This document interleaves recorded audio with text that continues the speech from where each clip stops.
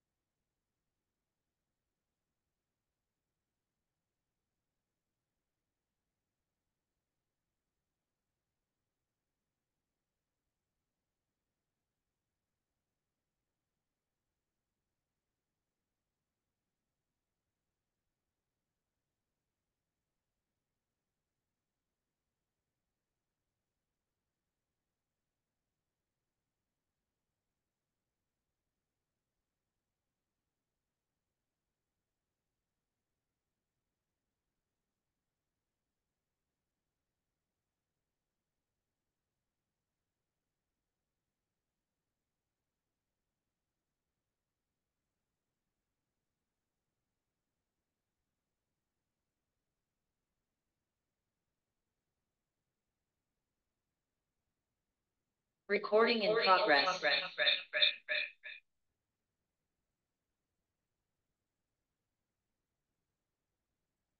Tes, tes, tes.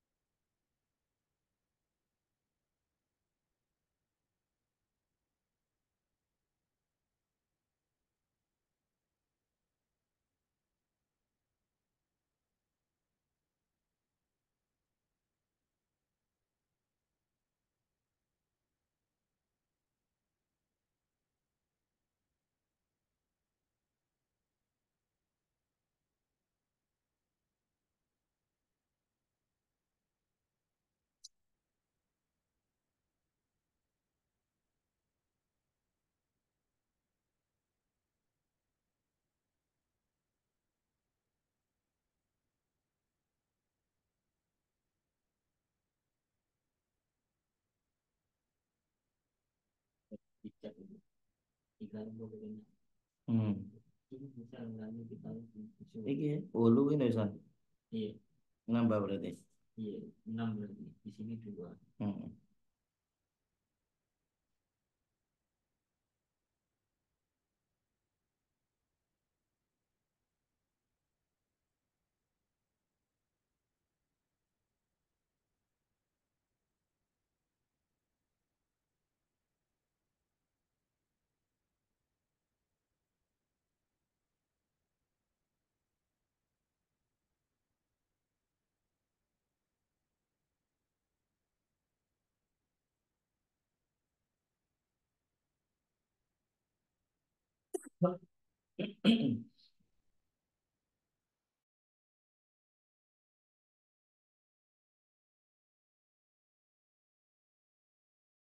Apa sebenarnya?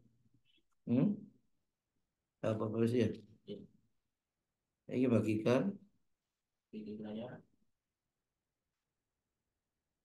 Yang kiri.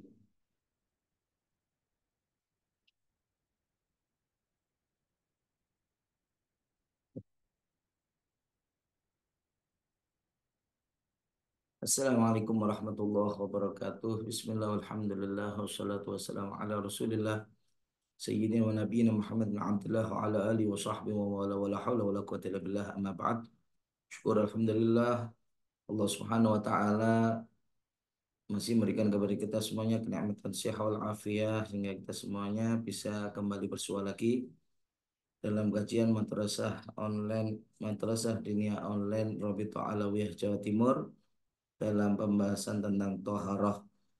Mudah-mudahan insya Allah semuanya masih bisa untuk kembali ikut serta dalam kajian khususnya di malam hari ini yang sekarang telah masuki dalam pembahasan tentang tayamum. Langsung saja kita mulai dalam pembahasan kita yang berkaitan dengan tayamum. Tayamum itu dalam pengertian secara bahasa adalah menyengaja atau bertujuan.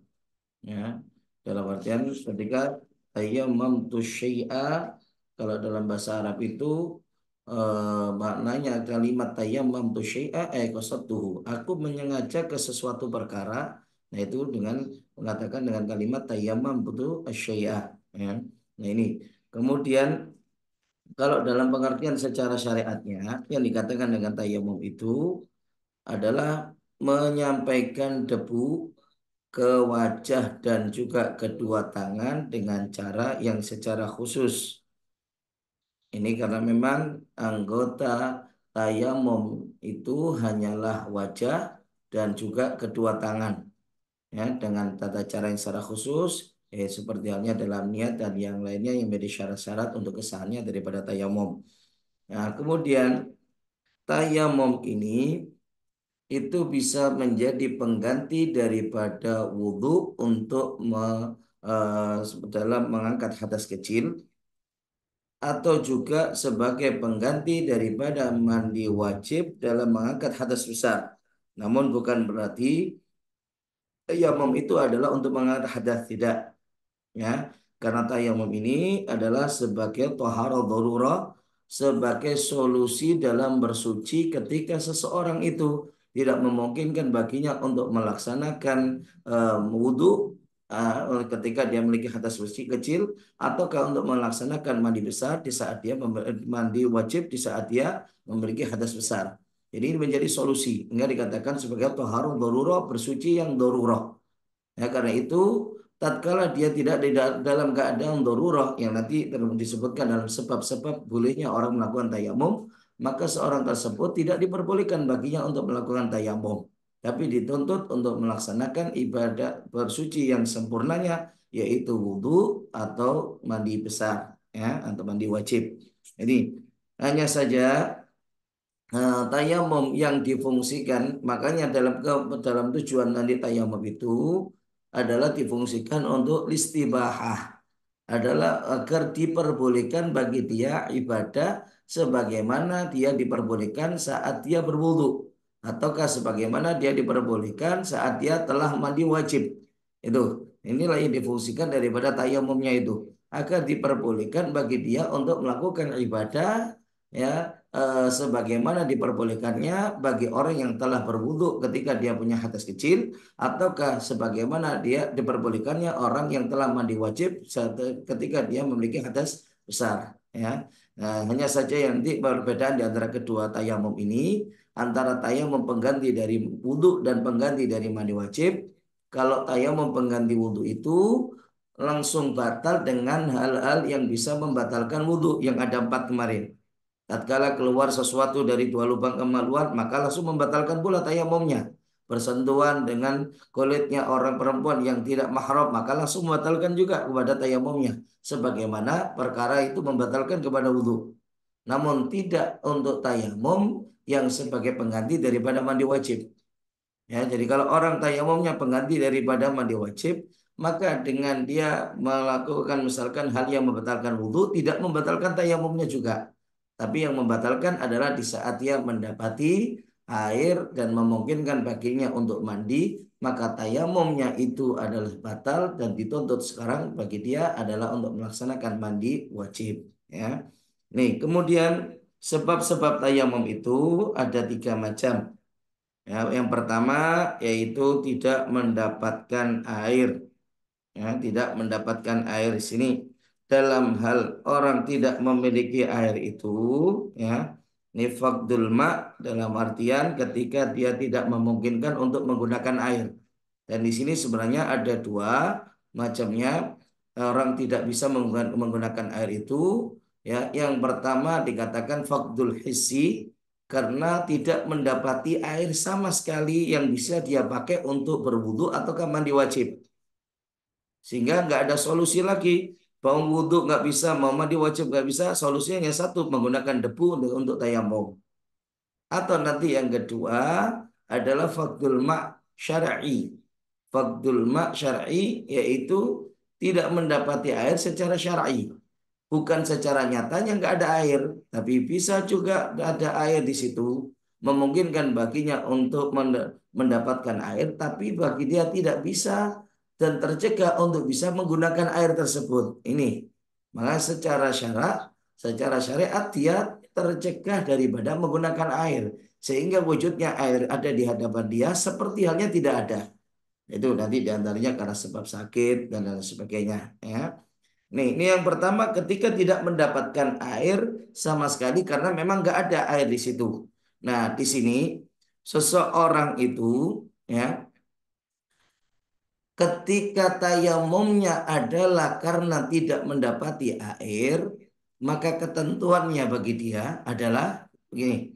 Dia tidak boleh untuk bertayamum kecuali yang menjadi penyebab diperbolehkan tayamum itu adalah sudah didapatkan secara yakin. Yaitu apa? Ketika sudah yakin kalau tidak ada air. Ya, ketika sudah yakin kalau tidak ada air. Makanya kalau pertama dalam keadaan ada beberapa keadaan di sini. Pertama, jika dia yakin dalam apa daerahnya tersebut sama sekali nggak ada air yang bisa dia pakai untuk berwudu atau mandi wajib, maka seketika itu dia sebenarnya bisa langsung melakukan tayamum tanpa harus mencari air terlebih dahulu. Selama sudah yakin nggak ada air. Dalam hal ini berarti sebelumnya sudah pernah memastikan tidak ada air dan tidak ada kemudian perubahan daripada yakin tidak ada airnya itu pada dirinya dengan munculnya keraguan adanya air. Tidak ada sama sekali.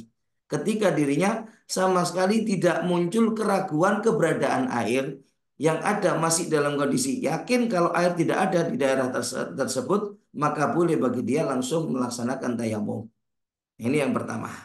Yang kedua, di saat dia ini masih ada persangkaan keberadaan air atau mungkin ada ragu atau kedugaan walaupun dugaan lemah bahwasanya ada air di situ, maka di sini ya seorang itu dalam pencarian air di sini ini ada 3 area dalam bab tayamum ini.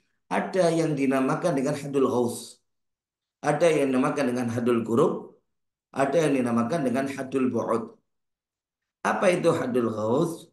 Hadul ghaus itu batasan untuk seorang itu meminta pertolongan. Dalam artian di saat seandainya ada orang menjerit meminta pertolongan, dengan orang yang sekiranya masih dalam kesibukan untuk pekerjaannya mereka, mereka masih bisa mendengar suara permintaan pertolongannya ini dan mau menolong.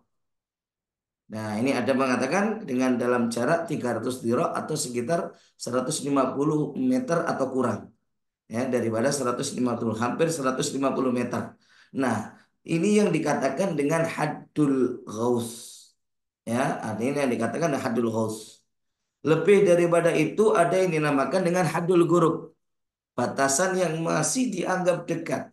Ya, selebihnya daripada radius 150 meter, ini dari di tempatnya dia, misalkan rumahnya di sini, titik untuk 150 meter yang pertama hadul ghaus itu 150 meter dari seluruh penjuru seluruh arah. Itu 150 meter itu dinamakan dengan hadul ghaus. Nah, ada lagi lebih daripada itu yang dikatakan dengan hadul gurub, ya, yang dikatakan dengan hadul gurub. Nah, kalau hadul gurub lebih daripada hadul ghaus, di atasnya daripada hadul haus, ya, namun masih tidak sampai daripada hadul bu'ud. Nah, ini nanti jadi hadul bu'ud itu jarak di atas dalam radius sekitar 9.000 dhira atau hampir 4,5 km, 4,5 km. Itu dalam radius itu, selebihnya daripada itu namanya hadul bu'ud. Sehingga dari jarak 300 dirham atau 150 meter lebih daripada hadul ghaus, ya, sampai kepada 4 km lebih dari itu dinamakan dengan hadul ghurub. Nah, karena di sini ada penetapan hukum yang berbeda. Ada penetapan hukum yang berbeda. Ya, yang pertama, kalau itu adalah di haddul ghaus, ya, maka bagaimana? Maka dituntut seorang itu wajib mencari air walaupun cuma karena ada persangkaan adanya air di area itu. Dalam radius 150 meter itu, ketika sudah ada persangkaan keberadaan air, ragu di situ kalau ada air, ya, atau tidak, maka bagaimana? Orang yang mau bertayamum dituntut untuk mencari air di si area tersebut, memastikan kalau di area radius 150 meter atau yang dinamakan hadul haud tadi tidak ada air sama sekali, baru boleh bagi dia untuk melakukan tayamum. Jadi nggak boleh bagi dia, wah saya rasa kayaknya nggak ada air di sini, kelihatan gersang, hanya merasa seperti itu. Maka bagaimana? Ini nggak bisa, harus memastikan. Ya, dalam hal memastikan itu ya ada pencarian akan air. Ya, makanya ini di jarak, kalau yang beda dengan keadaan yang pertama tadi, memang sudah yakin nggak ada air. Dalam artian berarti apa? Sebelumnya dia sudah memastikan kalau nggak ada air, dan keyakinan tidak ada air itu belum hilang sama sekali sampai sekarang dia mau bertayamum. Maka boleh bagi dia langsung tayamum tanpa harus mencari air lagi. Beda halnya di saat dia mulai muncul keraguan keberadaan air atau ada persangkaan adanya air di area hadil ghaus dalam radius 150 meter, maka wajib untuk sampai radius 150 meter itu untuk dia mencari air itu dan memastikan memang ada air di area tersebut, sehingga wajib untuk dipakai dalam wudhu atau tayamum atau mandi, ataukah tidak ada sama sekali sehingga boleh bagi dia baru melakukan tayamum. Itu kalau untuk hadul ghaus. Ya, ini untuk hadul ghaus. Nah, adapun kalau untuk hadul ghurub ini di atas daripada 300 dirham tadi, di atas selebih daripada hadul ghaus, ya. Jadi berarti di atas radius 150 meter sampai batasan 9.000 dirham atau 4,5 km, ya, 4,5 km kurang. Ya, ini dalam radius ini dinamakan hadul ghurub. Dinamakan dengan hadul ghurub. Ya. Nah, untuk hadul ghurub, seseorang itu dituntut untuk mencari air di situ kalau sudah yakin akan ada air. Adapun ketika dia masih ragu, maka nggak wajib untuk mencari di atas radius 300 kilo atau 150 meter tadi. Misal ya, dari titik di Pasuruan, ya katakanlah misalkan dia tinggal di titik tengah kota Pasuruan, alun-alun katakanlah. Ya, untuk kalau seandainya tinggalnya ada di tengah-tengah alun-alun, maka bagaimana? 150 meter radius untuk ya sekitar dari seluruh arah itu dinamakan dengan hadul ghaus. Kalau dia dari titik tempatnya tinggal dia itu ada kemungkinan keberadaan air dalam jarak 150 meter, radius 150 meter, ini berarti masih dalam hadul ghaus, wajib mencari, harus memastikan keberadaan air ataukah tidak ada air itu. Selama sudah yakin kalau nggak ada air baru boleh tayamum. Tapi kalau selebihnya dari itu, mungkin misalkan dari alun-alun ke arah Gading atau bahkan sampai ke hampir ke mana Keraton ya. Nah, ini kan hadul gurub ya. Kalau untuk lebih dari 300 kilo atau lebih dari 150 meter dari tempat tinggal dia, kalau itu sifatnya yakin adanya air, maka wajib bagi dia untuk mendatangi dan mengambil air di situ untuk wudhu ataukah untuk mandi wajibnya. Dan tidak diperbolehkan bagi dia untuk melakukan tayamum. Itu kalau masih dalam hadul gurub. Ya, kalau masih dalam hadul gurub. Jadi kalau yakin baru wajib. Tapi kalau masih ragu, ragu kayaknya di sana karena ada mendung, itu radiusnya mungkin 1 kilo dari sini. Bisa kemungkinan ada hujan, tapi bisa juga tidak. Tapi untuk apa, kepastian hujan atau tidaknya enggak, masih ragu. Maka bagaimana? Enggak wajib untuk memastikan. Enggak wajib untuk dia mencari selama itu dalam hadul ghurub di atas 150 meter, radius 150 meter. Ya. Nah, ada lagi yang ketiga yang dinamakan dengan hadul bu'ud. Kalau hadul bu'ud itu di atas 4,5 kilo tadi itu. Dia lebih daripada radius 4,5 kilo. Nah, kalau yang hadul bu'ud sekalipun yakin tidak wajib dia untuk mencari air tersebut. Langsung boleh bagi dia untuk melakukan tayammum. Ya, jadi oh ini yakinnya apa ada di daerah Bangil. Oh, kejauhan ya. Ya, walaupun yakin ada air di sana melimpah, tapi kalau daerah sini sama sekali nggak ada air, maka dia diperbolehkan untuk langsung tayamum. Tidak wajib bagi dia untuk mendatangi sampai ke area Bangil yang radiusnya dari tempat tinggal dia lebih dari 4,5 kilo. Ya, sekalipun yakin di situ ada air, maka nggak wajib. Ini dalam batasan yang dinamakan dengan hadul wa'ud, ya, batasan yang jauh, ya. Nah, ini kemudian di dalam pencarian air yang dituntut seorang untuk mencari air sebelum dia boleh untuk melakukan tayamum itu, ya, di situ ada ke dalam kewajiban mencari air di atas adalah dengan ada persyaratan. Pertama, merasa aman baik atas jiwanya, anggota badannya, hartanya, walaupun apakah itu harta milik dia sendiri atau bahkan ataukah juga harta milik orang lain, ataukah dia bisa terputus dari rombongan dalam artian dia akan terpisah daripada rombongan dan ditinggal oleh rombongannya kalau Bapak masih mencari air, ataukah juga sampai keluarnya daripada waktu sholat. Nah, ini karena itu di saat walaupun dia bisa untuk mencari air tadi, ya, namun kalau itu tidak dalam keadaan aman, maka tetap boleh bagi dia untuk melakukan tayamum. Contoh dalam hal ini misal walaupun itu ada di hadul ghaus.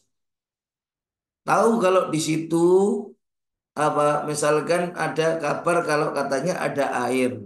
Cuman di saat dia sebelum dia ini mau untuk mencari air tapi apa dalam pencarian air itu terhalang karena banyak bahaya yang mengancam.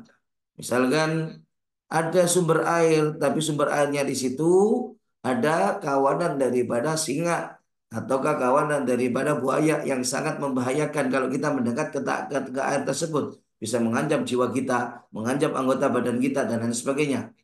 Ataukah kita punya barang, kalau kita buat keliling, kita nggak mungkin bawa barang itu. Memaksa harus kita tinggal. Lah kalau kita tinggal ini barang nggak aman, bisa kehilangan daripada barangnya dia. Maka bagaimana? Dia tidak dituntut untuk mencari, tapi boleh bagi dia untuk langsung bertayamum. Kalau keadaannya adalah demikian, maka bagi dia diperbolehkan untuk melakukan tayamum. Ini yang pertama, ya, dia tidak mendapatkan air secara nyatanya, ya, tidak mendapatkan air sama sekali. Yang kedua daripada sebab diperbolehkannya bagi seseorang untuk bertayamum adalah karena faktor sakit. Ya, jadi ini sebenarnya masuk dalam kategori tidak bisa menggunakan air, tidak mendapatkan air, tapi secara syar'i. Bukan karena nggak ada air sama sekali, sebenarnya ada air, tapi dia terhalang untuk menggunakan air tersebut. Bisa karena pertama ini ya, di antaranya adalah karena faktor sakit. Ya, faktor sakit yang sedang dialami atau yang dikhawatirkannya. Jika seandainya dia menggunakan air, maka kekhawatirannya adalah apa dari sakitnya itu bisa karena sampai batasan khawatir kehilangan nyawa. Ini sakitku ini sudah sampai mengarah kepada organ yang di dalam. Kalau sampai ini kena air, yang ada mengancam kepada nyawanya dia. Sehingga Pak, nggak boleh untuk kena air sama sekali. Nah, ini berarti sakit yang sampai mengancam kepada nyawa. Seandainya dia menggunakan air akan membahayakan kepada nyawanya. Atau mungkin nggak sampai membahayakan untuk sampai kehilangan nyawa. Tapi apa? Bisa sampai kehilangan daripada fungsi anggota tubuh, anggota badannya dia. Kalau apa, menggunakan air mati enggak? Tapi mungkin tapi menyebabkan sampai kelumpuhan pada anggota tubuhnya dia. Nah ini kalau apa fungsi dari anggota tubuhnya bisa hilang. Nah yang demikian bagaimana? Dia termasuk orang yang diperbolehkan untuk bertayamum ya dan meninggalkan untuk wudhu atau mandi. Ya karena apa? Penggunaan air bisa membahayakan daripada anggota tubuhnya bisa kehilangan fungsi dari anggota tubuhnya. Atau yang ketiga, mungkin kehilangan apa fungsi anggota tubuh enggak, mengancam nyawa juga tidak, tapi menyebabkan semakin lamanya penyembuhan daripada luka atau sakitnya dia. Karena dia ada luka, luka itu harus jauh dari air dulu, ya, sehingga baru bisa disembuhkan. Atau juga terkadang misalkan mata yang sudah melakukan operasi katarak dan lain sebagainya. Ini kan nggak boleh untuk kena air yang ada semakin lama untuk sembuhnya misalkan. Ya, kalau seperti ini maka bagaimana? Termasuk jadi sebab sakitnya itu membolehkan bagi dia untuk melakukan tayamum. Ya, jadi kalau ada luka, lukanya semakin lama untuk ngering. Kalau seandainya kena air. Nah, tapi beda kalau seandainya dia gunakan untuk tayamum dalam sementara waktu, itu akan semakin mempercepat penyembuhan pada lukanya, maka dinyatakan dia boleh bagi dia untuk tayamum. Ya, termasuk lagi adalah apa? Bisa karena bertambahnya penyakit. Awalnya mungkin kecil, semakin besar ya bukan semakin lama tapi mungkin semakin membesar atau bahkan juga memunculkan cacat kah ataukah memunculkan bekas luka yang itu ketika berada di anggota zahir ya anggota yang sering nampak dalam tubuh kita contohnya yang di bawah pergelangan di bawah daripada lutut di area wajah lo ini kalau ada luka kalau kena air yang ada akan membekas dan itu sulit untuk hilang. Beda seandainya kalau nggak kena air, dia bersucinya hanya dengan tayamum, maka bisa hilang bekasnya juga. Nah, yang demikian termasuk bagian daripada udzur sakit yang membolehkan bagi dia untuk melakukan tayamum. Ya, ini. Kemudian dalam upaya untuk kita tahu ini membahayakan baik nyawa, anggota tubuh atau yang lainnya, maka bagaimana? Apa yang dijadikan sandaran untuk itu, dijadikan tolak ukurnya, yaitu bisa pakai sandaran diri sendiri selama dirinya adalah orang yang sudah berpengalaman. Misalkan pernah mengalami demikian, apa? Oh kalau kayak seperti ini sakitku, pernah ketika kena air berlarut-larut untuk sembuhnya semakin lama. Nah, maka ketika dia mengalami yang demikian juga, boleh bagi dia dengan bersandar kepada pengalaman pribadinya yaitu. Ya, atau juga bisa bersandar dengan perkataan daripada dokter yang sudah teruji. Ya, sudah bisa terpercaya dan dia adalah orang yang adil. Nah, seandainya dalam keterangan dokternya ini untuk sementara waktu nggak boleh ya untuk kena air.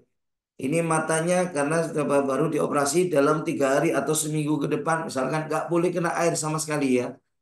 Ini maka kalau sudah demikian, ya bisa dinilai terpercaya, maka boleh bagi dia dalam waktu tersebut untuk dia meninggalkan daripada berwudu melainkan dengan menggunakan air ya. Nah, cuman nantinya di sini dalam permasalahan ini ada kalanya seorang itu kekhawatiran untuk penggunaan air itu tidak di seluruh daripada anggota tayamum. Kita tahu dalam anggota tayamum tadi kan adalah mengusap wajah dan dua tangan.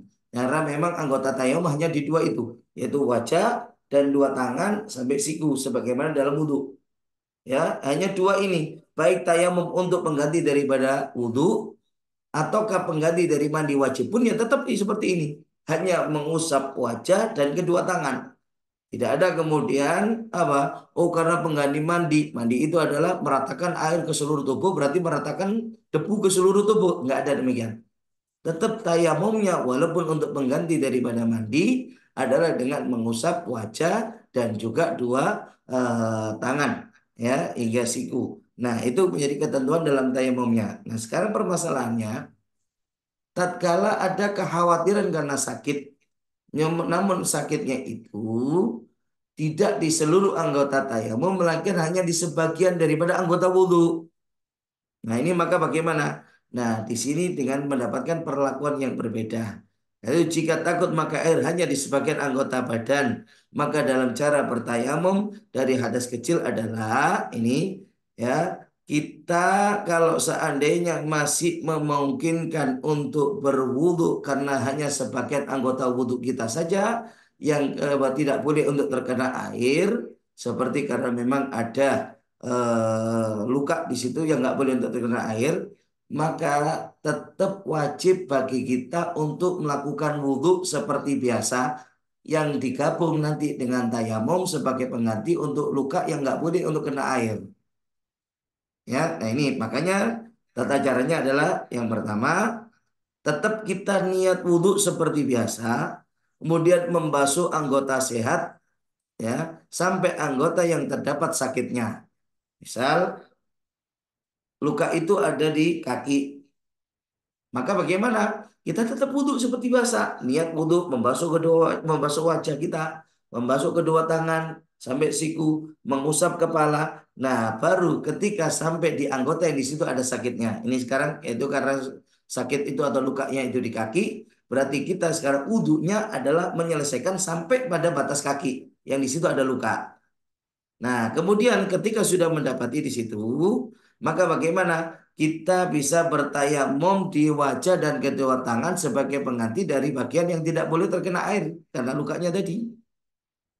Ya, jadi di bagian kaki yang ada luka itu kan tidak boleh terkena air untuk lukanya saja. Maka bagaimana? Nah, setelah kita sudah membasuh wajah, kedua tangan, mengusap kepala, ini kan berurutan dalam wudhu kita.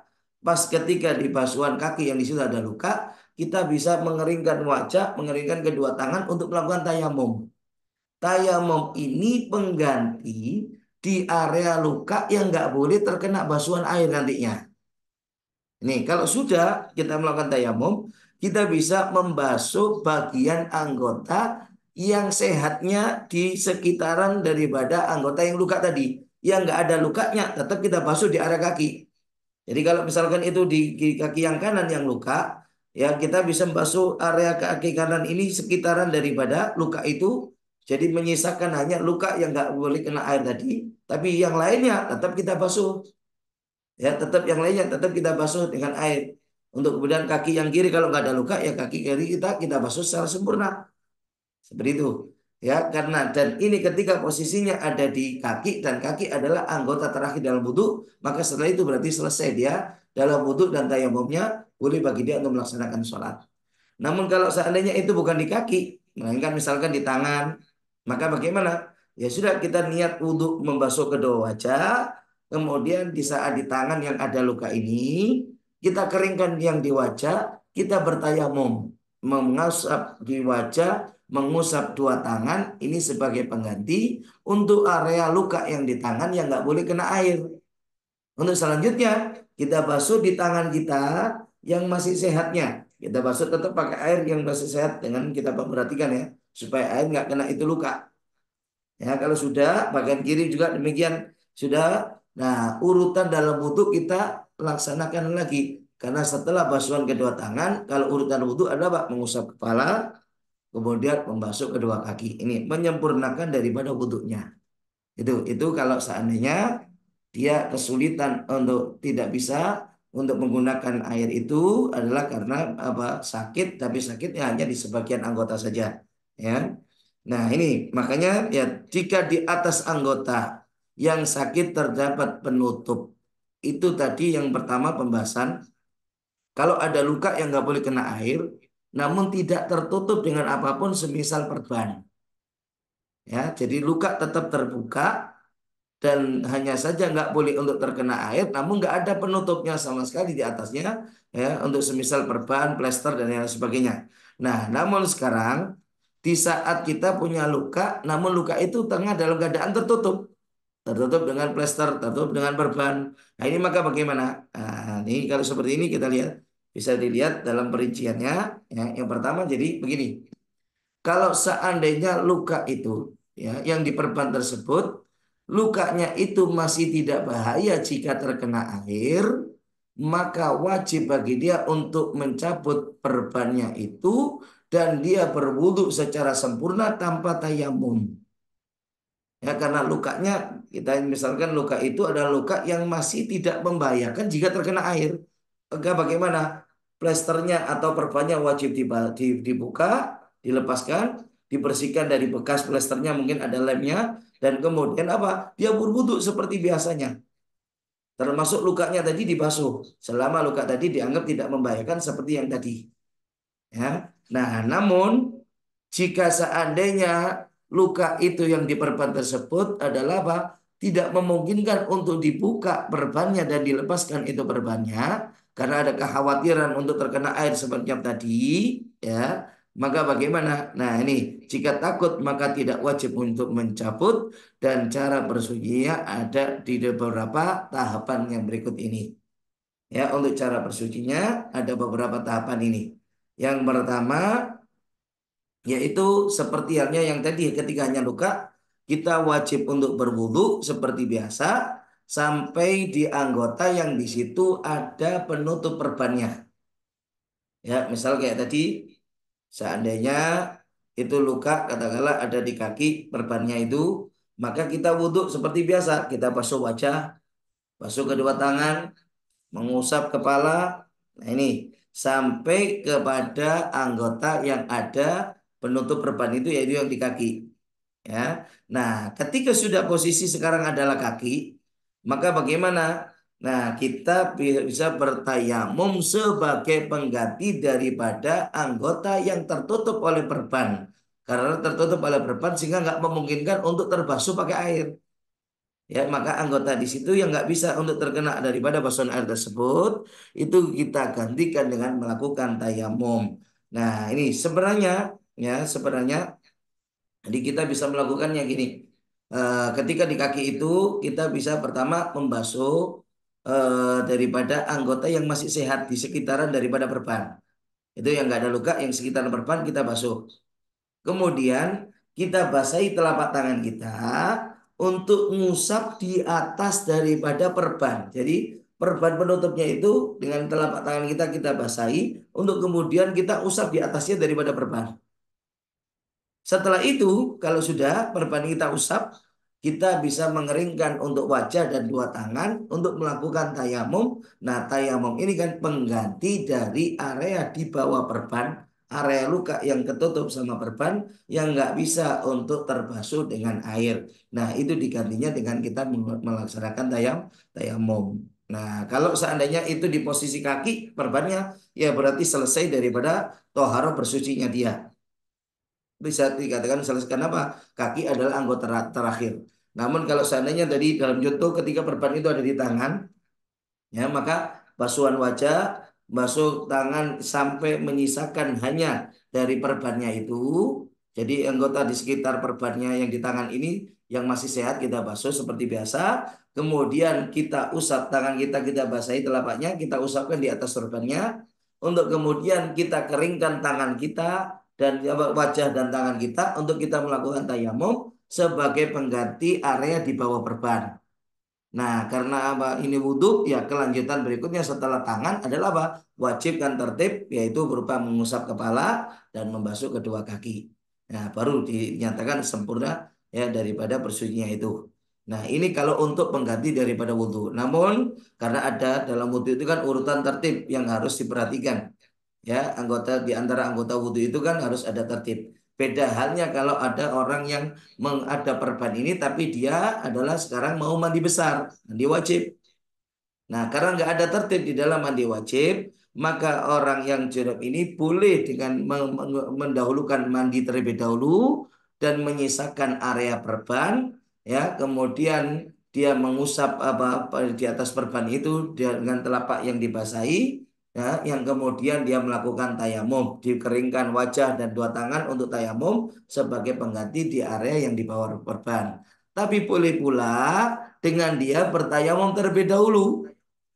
Tayamum sebagai pengganti yang area di bawah perban. Setelah itu dia mandi seperti biasa dengan menyiasakan nanti yang area perban tidak dibasuh lagi. Bisa dengan cara demikian, ya. Nah, dan itu yang dianggap terbaik karena bisa membersihkan daripada debunya, ya, daripada debunya. Kemudian kalau orang yang demikian ini wudhunya, ya, maka bagaimana? Jadi ada orang yang terkena luka sehingga ada perban dengan tata cara seperti tadi, ya, yang sudah kita sebutkan. Kalau kemudian dia menginginkan untuk mengerjakan sholat fardu yang lain, karena kita tahu tayamum itu hanya berfungsi untuk satu kali sholat fardu. Tapi kalau sholat sunnah bisa berkali-kali. Namun untuk sholat fardu hanya berfungsi untuk sekali saja. Ya, misalkan kayak tadi, ini tadi pas sholat maghrib dia bersucinya wudhu yang sekaligus ada tayamum karena ada perban.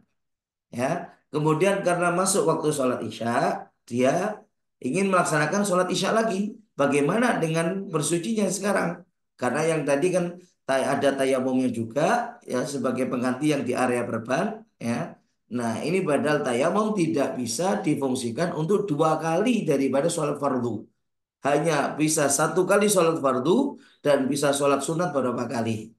Ya, tapi untuk sholat fardunya hanya bisa berfungsi cuma satu kali. Nah, ini bagaimana sekarang?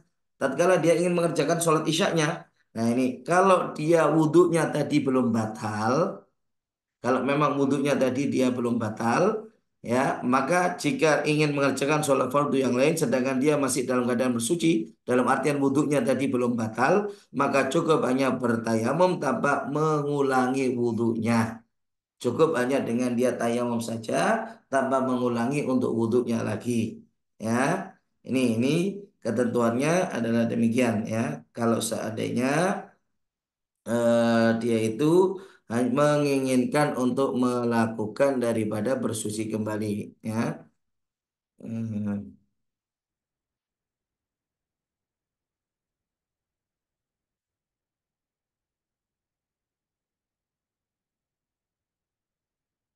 ya. Ini kemudian dari orang-orang yang tadi di atas lukanya itu ada penutup atau ada perban, ya, maka setelah dia seandainya nanti sembuh daripada lukanya itu dan perban pun akan dilepas, ya, perban pun akan dilepas, ya, maka bagaimana? Ya, maka dinyatakan wajib bagi dia untuk mengulangi sholat selama dia masih menggunakan perban tersebut, tapi dengan ketentuan beberapa hal tadi. Ini beberapa hal yang akan kita jelaskan ini. Ya, jadi orang yang sudah berwudhunya dengan demikian, ada wudhu sekaligus ada tayamum karena ada perban. Ini maka bagaimana? Tatkala dia sudah sembuh dari luka dan perban pun dilepas. Apakah sholat-sholat yang sudah dikerjakan selama dia luka tersebut, ya, dia dalam berwudhunya, dalam bersucinya dengan wudhu sekaligus tayamum itu, apakah wajib untuk diulangi semuanya, wajib untuk digodok ataukah tidak? Nah, di sini dinyatakan, ya, wajib untuk mengulangi lagi, berarti wajib untuk menggodoi, ya, wajib untuk menggodoi semua sholat yang sudah dikerjakan selama dia masih menggunakan perban itu, ya. Jadi berapa hari dia menggunakan perban? Katakan misalkan 5 hari. Kalau dia sudah sembuh, dia sekarang wudhu sempurna dan wajib menggodoi sholat selama 5 hari itu diulangi lagi, ya, tapi dengan ketentuan yang pertama, jika perban itu berada di anggota tayamum, yaitu anggota tayamum kan ada dua, wajah ataukah di kedua, di antara satu itu ya, daripada dua tangan ini. Nah, bisa di wajah atau di tangan, ini dua anggota tayamum. Kalau sudah posisi perban itu di wajah ataukah di tangan, maka mutlak orang tersebut diwajibkan nantinya untuk menggodok semua sholat yang telah dia kerjakan selama dia masih ada perbannya di anggota tayamum tersebut. Mau ini mutlak, mau saat awal mau menggunakan perbannya dia berwudu, kondisi punya wudu ataukah tidak. Apakah perbannya itu seukuran penyakitnya atau seukuran dari lukanya ataukah melebihi daripada lukanya? Ini mutlak. Kalau sudah di anggota tayamum, maka dimutlakan dia wajib untuk menggodoi semua sholatnya tersebut. Ya, ini kenapa kok bisa demikian? Walaupun perban itu seukuran luka, ya karena begini, karena di saat itu adalah di anggota tayamum, maka tidak ada yang bisa sama sekali mengena ke anggota yang di bawahnya perban itu baik air wudhu ataukah debu untuk tayamum. Karena apa? Untuk wudhu air nggak bisa mengena yang di bawah. Katakanlah perbannya di tangan, air nggak bisa mengena untuk yang di bawahnya perban. Seandainya untuk tayamum pengganti dari sini pun sama juga karena yang diusapkan dalam tayamum wajah dan dua tangan. Berarti saat mengusap untuk di tangan bakal apa? Mengena di atas perbannya saja sehingga debu juga nggak mengena untuk yang di bawahnya perban. Karena nggak di bawah perban nggak ada yang sama sekali bisa terkena baik air wudhunya ataukah debu tayamumnya. Karena itu makanya dinyatakan wajib untuk menggodoi secara mutlak ya saat perban itu berada di anggota tayamum. Ini yang pertama.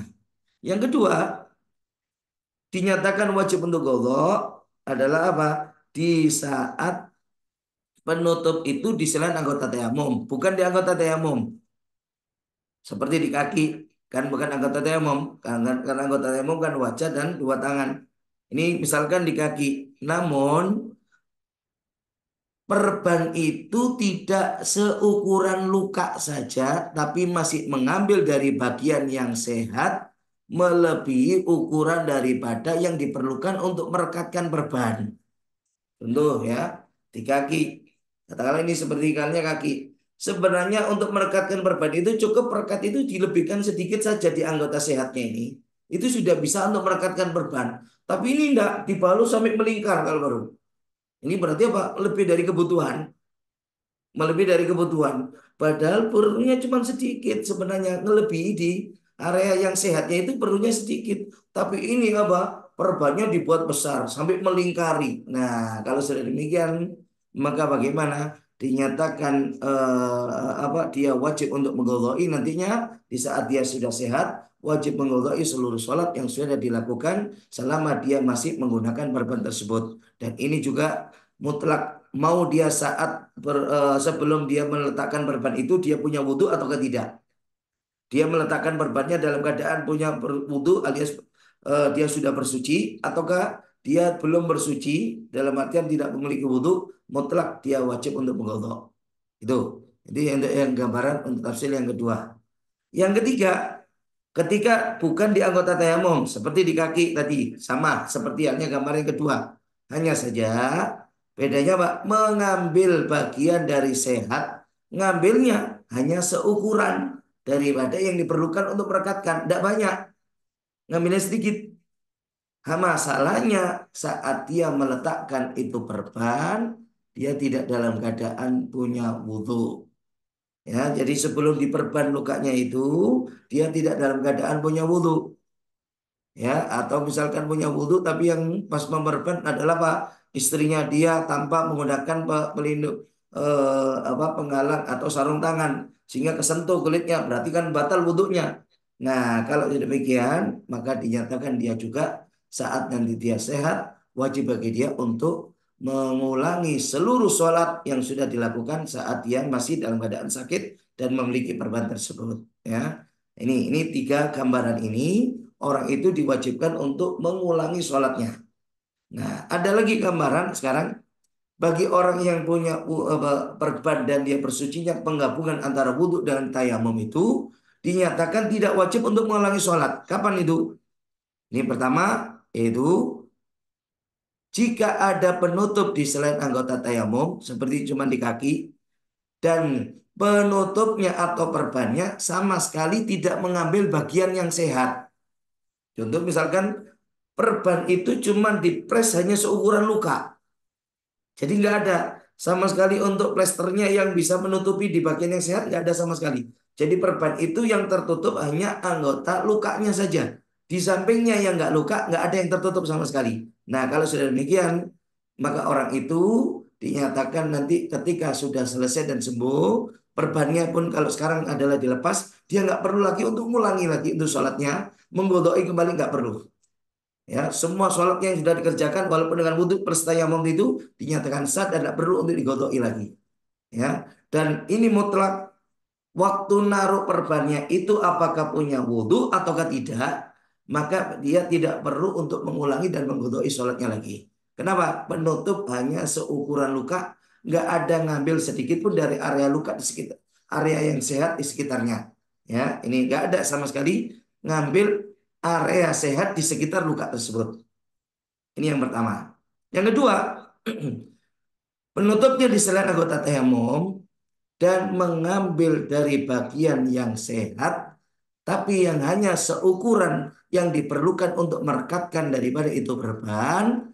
Nah, hanya saja saat dia mau meletakkan itu berban, dia sudah dalam keadaan punya wudhu. Jadi dia misalkan jatuh, luka di kaki, ini harus diperban. Nah, sebelum dia menggunakan itu perban, dia berwudu terlebih dahulu. Lalu kemudian dibersihkan dan kemudian dipasanglah perban dengan kasih perekat. Perekatnya yang cuma seukuran yang diperlukan untuk merekatkan. Jadi ngambil area sehat di sekitar luka itu cuma sedikit. Hanya seukuran kebutuhannya saja untuk merekatkan daripada itu perban.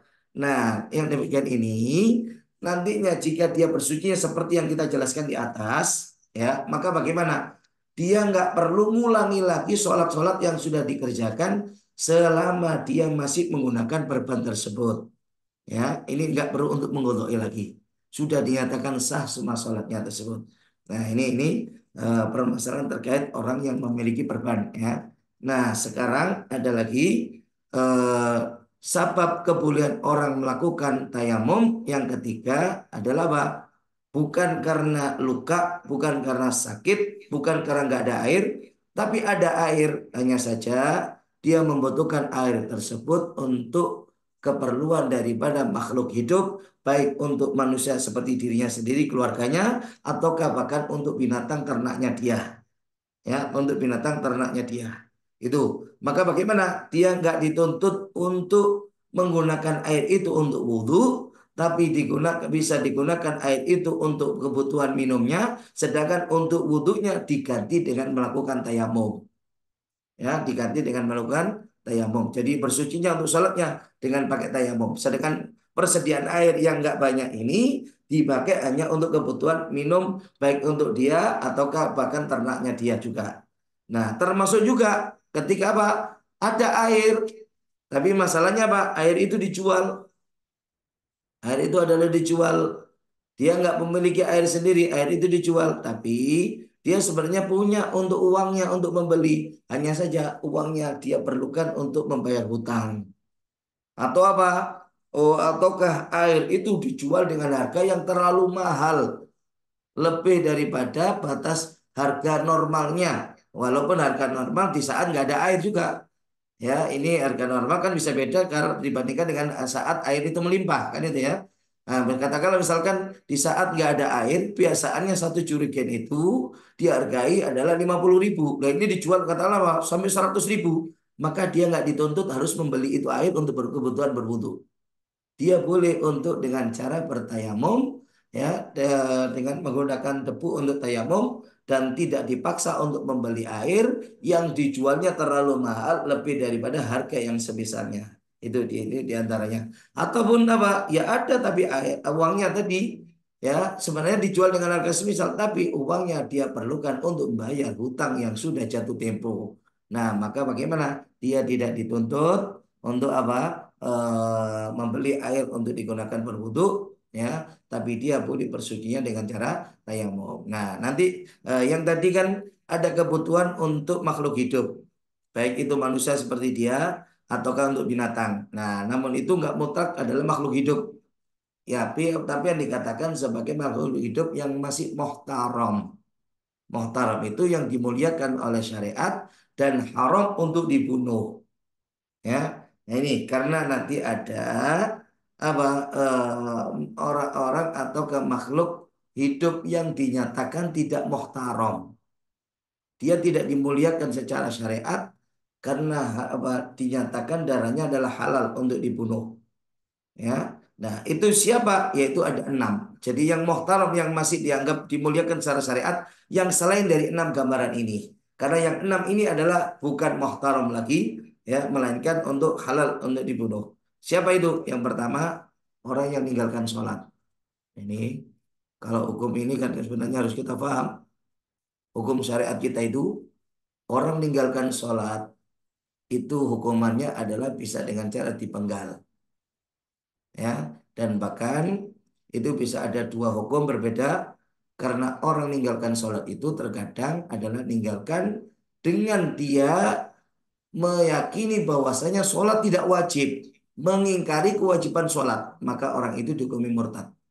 Dia kalau seandainya dipenggal, dia dalam hukum orang kafir, sehingga nggak wajib dimandikan, nggak wajib dikafani, haram disolati, dan haram dikuburkan di pekuburan Islam. Berkumpul dengan orang-orang Islam haram yang demikian. Kalau mengingkari kewajiban sholat. Namun ada orang meninggalkan sholat karena malas. Nah ini sebenarnya bagi pemerintah itu kalau dalam hukum syariat Islam adalah apa? Memaksa mereka untuk bertobat dan sholat. Bahkan dikasih batas waktu.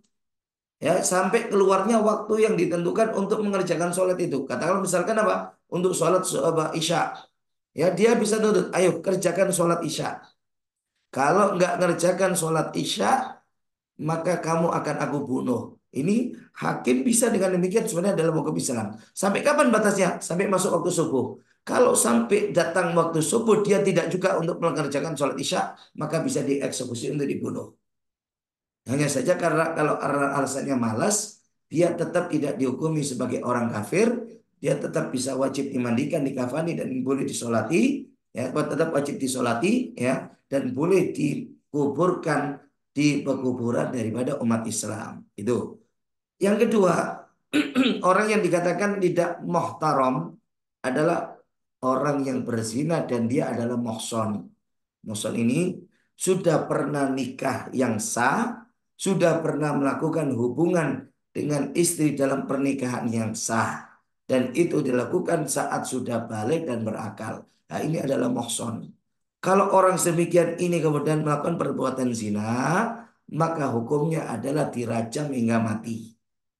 Ya, hukumnya adalah dirajam hingga mati. Ini orang yang muhson. Jadi muhson bukan berarti tidak punya istri, tidak. Tapi pernah menikah yang sah dan pernah melakukan hubungan suami istri dalam pernikahan yang sah itu. Sekalipun sekarang sudah tidak beristri sampai akhirnya berbuat zina, dia sudah muhson. Kalau dia perbuatan zina seperti itu, maka hukumannya adalah dirajam, di mana dia dilempar batu seukuran satu genggam ini sampai dia tewas, sampai dia mati. Ya, ini hukum untuk orang yang berzina yang muhson. Ya.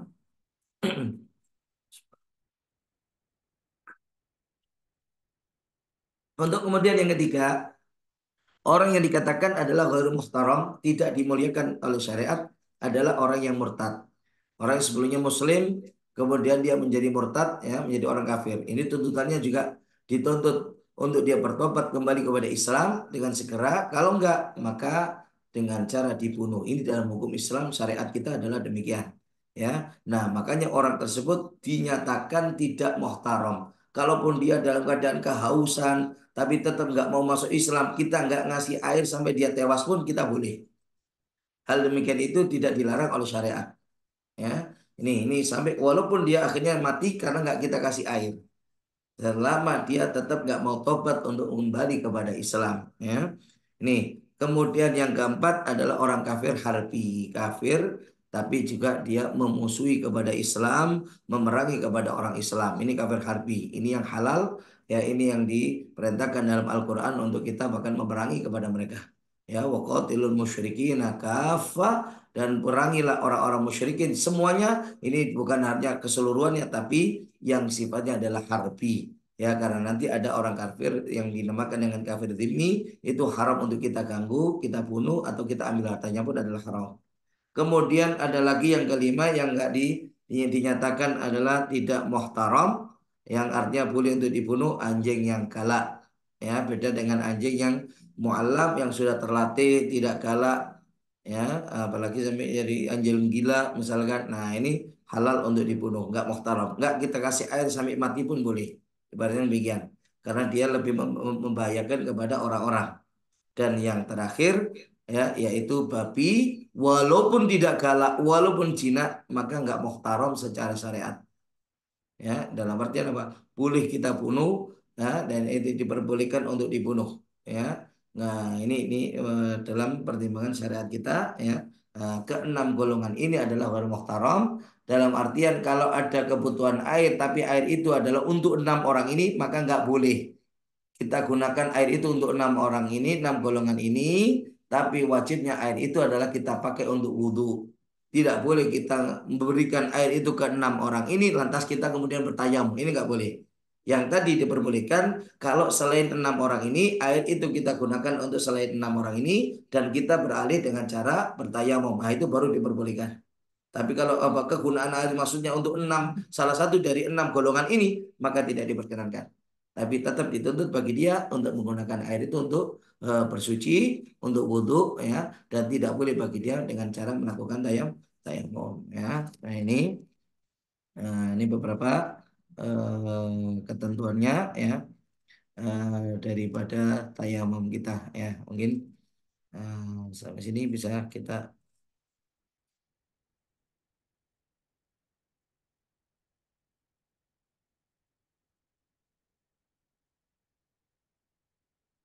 kita buka untuk pertanyaan, ya, sampai sini.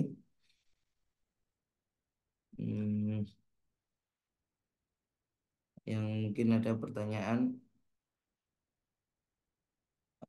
yang secara langsung atau di sini juga pertanyaan fikih toharoh, ya, jika lantai terkena air kencing misal lalu kita lap dengan tisu kemudian kita alirkan air suci di area bekas najis.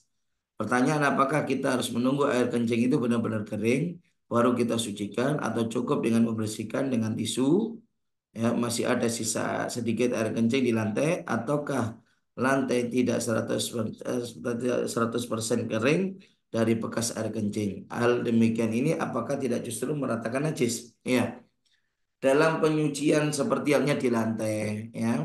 Nah, ini permasalahannya memang begini. Kalau memang lantai itu adalah katakanlah di area yang bisa langsung air itu untuk terbuang, ya maka sebenarnya walaupun ada kencingnya di situ, ya masih ada kita bisa dengan langsung mengucurkan air, menumpahkan ataukah membasuhkan air yang bisa membawa air itu untuk ke semua daripada benda kencingnya itu yang terbuang. Kalau seperti itu, maka sudah dinyatakan sah, katakan, dan sudah dinyatakan suci. Seperti misalkan katakanlah apa, itu di tepian, karena di tepi di teras lah katakanlah, sehingga apa ke sana sedikit sudah tanah. Kita bisa dengan menyiramkan air satu timba, ya, sehingga air itu langsung ke bawah, membawa daripada seluruh kencing itu untuk keluar, maka lantai itu langsung jadi suci. Kalau seperti itu, ya. Namun terkadang kalau di tengah-tengah daripada rumah, hal demikian juga adalah sangat kesulitan. Ini bagaimana?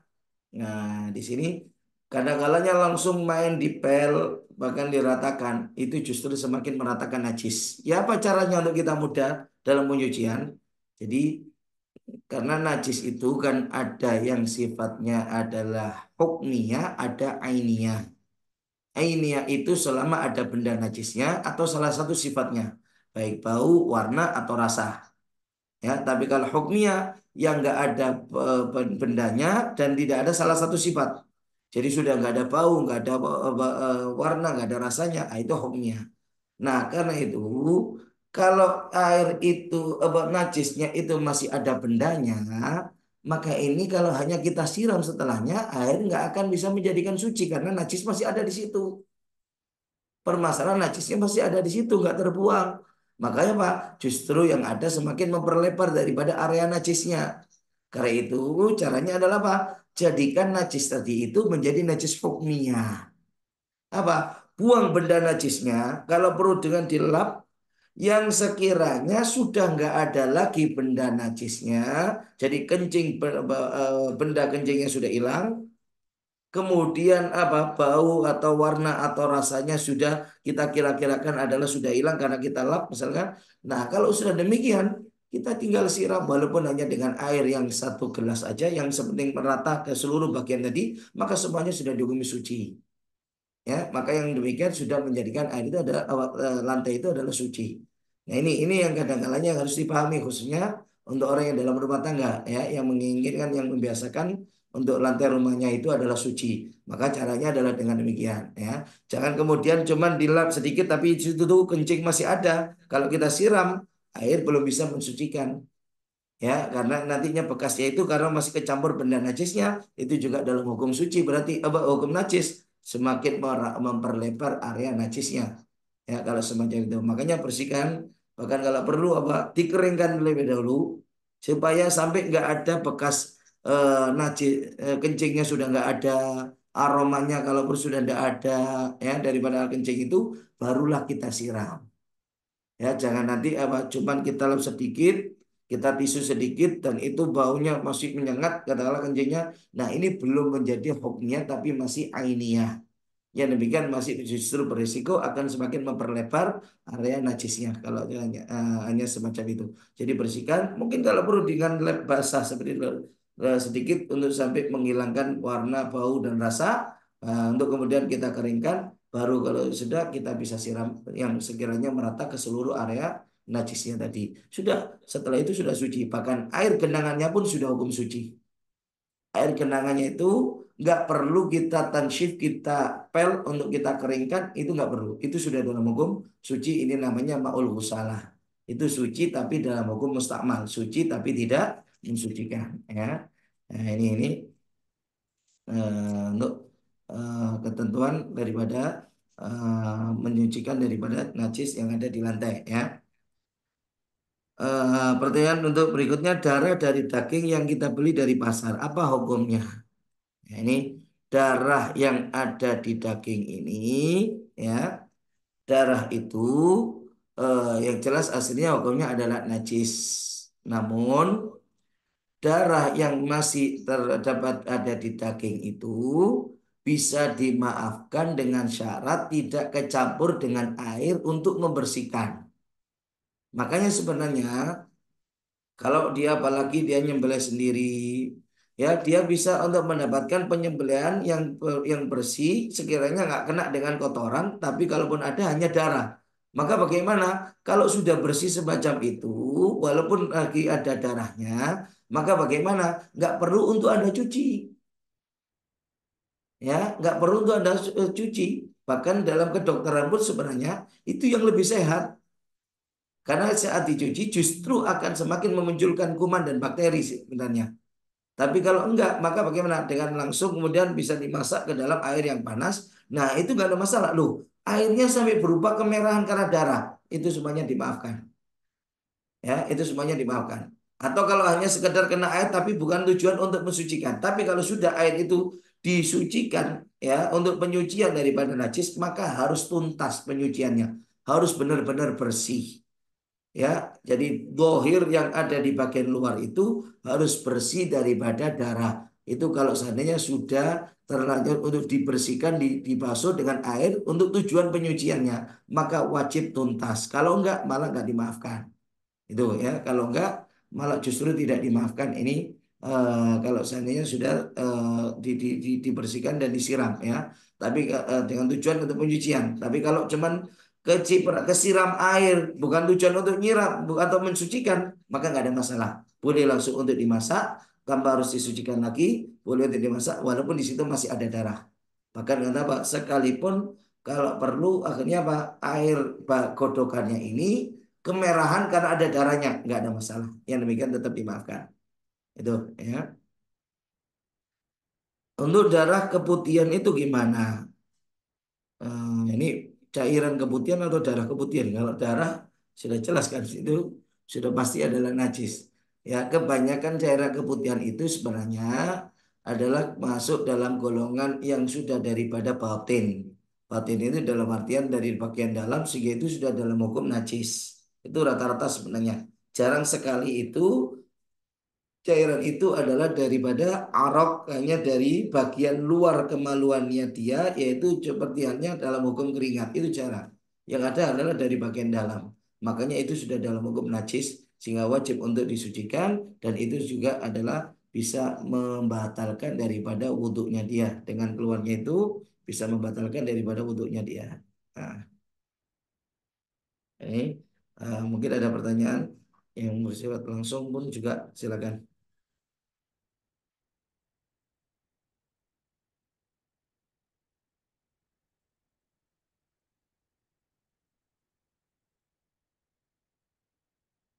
Dalam sunnah wudhu apakah harus tertib? Ya, masalahnya kan sunnah wudhu itu sudah ada di setiap daripada anggota. Ada memang ketentuan mungkin sini misal sunnah membasuh wajah harus dahulu daripada sunnah kaki. Ya, sunnahnya untuk di dalam wudhu itu yang mengikuti daripada basuhan untuk anggota atau fardunya, rukunnya. Jadi sunnah untuk yang di wajah ya berarti apa dilakukan saat kita membasuh wajah. Sunnah dalam membasuh tangan ya dilakukan saat kita membasuh tangan.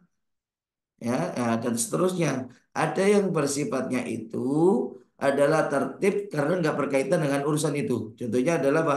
Seperti antara membasuh kedua telapak sebelum kita wudhu, basuh kedua telapak, kumur sama memasukkan air ke hidung. Ini berurutan.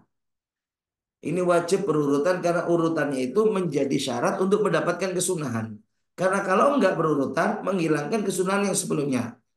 Contoh misalkan kalau orang sudah terlanjur kumur dulu, maka mengusap kedua telapak tangan ini hilang kesunahannya.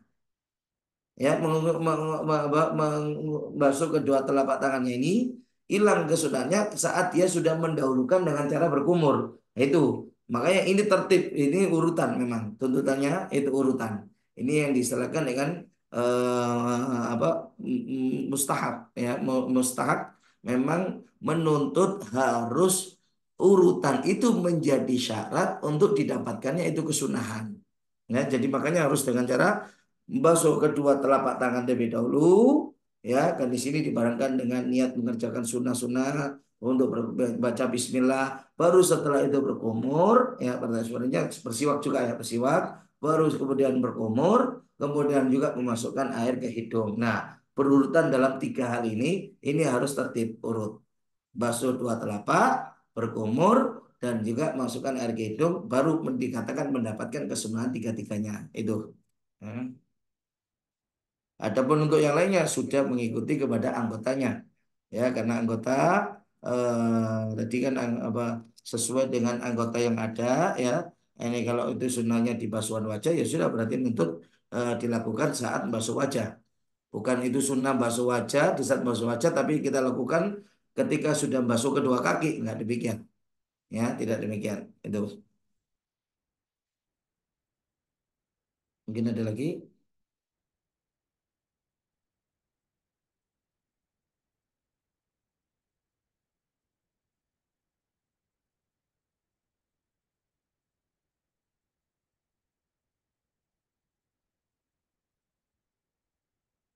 Ini ada ya kayaknya.